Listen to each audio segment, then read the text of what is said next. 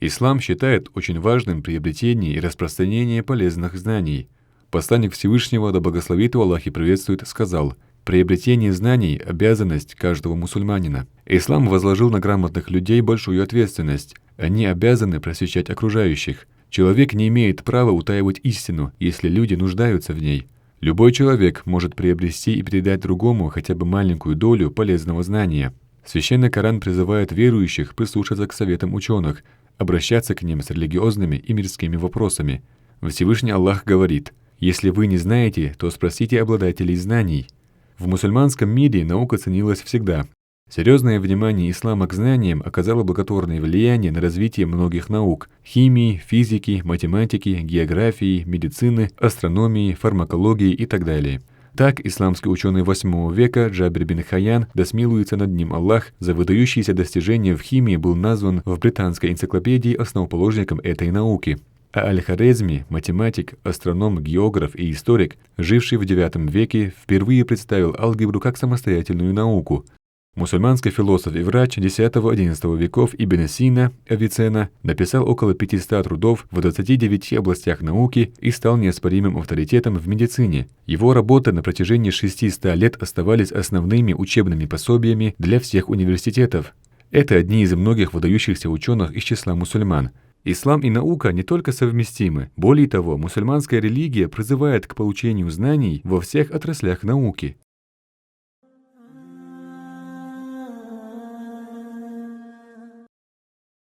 Получение знаний в исламе. Насколько это важно? С именем Аллаха, милостивого и милосердного. Хвала Аллаху, мир и благословение посланнику Аллаха, а затем мир вам, милость и благословение Всевышнего.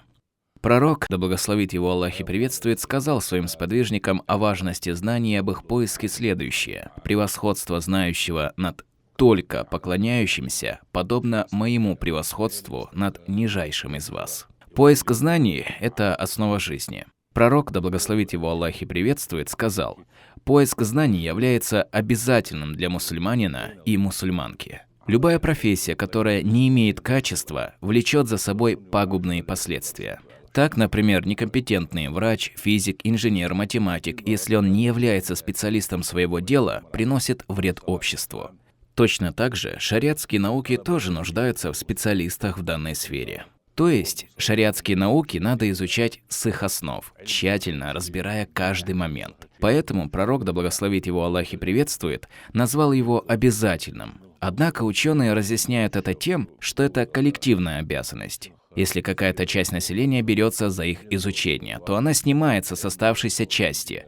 А если все отнесутся к нему с беспечностью, то на каждого жителя местности ляжет грех. В каждой местности должны быть компетентные лица, способные давать ответы на вопросы населения. И на самих жителях ответственность воспитать такое поколение. У нас в республике, хвала Аллаху, сам глава взял на себя эту ответственность. Возводятся мечети, школы, университеты, облегчаются и пути получения знаний, как по религиозному, так и по другим направлениям. Также посланник Аллаха, да благословит его Аллах и приветствует, сказал: «Путь получения знаний – кратчайший путь приближения к Всевышнему, который одновременно легок и имеет в себе бесчисленные достоинства». Кто ступил на путь приобретения знаний, тому Всевышний Аллах облегчит следование по пути, ведущему в рай. Хадис привел Муслим. До тех пор, пока человек находится в поиске знаний, ему облегчен путь, ведущий в рай. И поистине, ангелы преклоняют свои крылья перед вышедшим в поисках знаний, проявляя довольство его действию, прося прощения у Всевышнего за его грехи. Как к этому стремились праведные предшественники? Сподвижники посланника Аллаха, да благословит его Аллах и приветствует, проявляли усердие в получении знаний. Примером этого усердия является то, что им не было важно расстояние, которое надо пройти для их получения. Так, например, Джабир, сын Абдуллаха, слышал, что в Шаме есть человек, который знает один хадис. И он, приготовив своего верблюда и еду для поездки в Шам, отправился в путь, чтобы лично услышать от него этот хадис. И этот путь занял у него целый месяц. Когда он достиг Шама и дошел до дверей этого человека, он попросил сторожа у его двери разрешения войти. Этим человеком, от которого он хотел услышать хадис, был Абдуллах ибн Анис. Он сказал ему: «Я слышал, что у тебя есть хадис о мести, и что ты лично слышал его от самого посланника Аллаха, да благословит его Аллах и приветствует. И я тоже пришел лично от тебя его услышать». Это яркий пример того, что тяготы пути не останавливали их перед достоинством получения знаний. Абдуллах ибн Мас'уд сказал: «Я клянусь Всевышним, помимо которого нет другого Господа. В Коране нет ни одного аята, о котором бы я не знал, где и относительно какого происшествия он был ниспослан, и относительно какого человека. И если бы мне сказали, что есть некий человек, у которого есть больше информации, чем у меня, то я бы оседлал своего верблюда и отправился бы к нему, где бы он ни находился и сколько бы мне ни пришлось до него добираться». Такими были сподвижники и табиины, которые, не различая день и ночь, находились в поисках знаний. Незнание вводит людей в заблуждение. Поэтому самое главное для человека – это приобретение знаний об исламе, а после и других наук. Когда посланник Аллаха, да благословит его Аллах и приветствует, отпускал пленников, в качестве выкупа он не брал с них денег или другого имущества, а заключал договор – передать свои знания сподвижникам посланника Аллаха, мир ему и благословение Всевышнего. Это и бывало условием освобождения.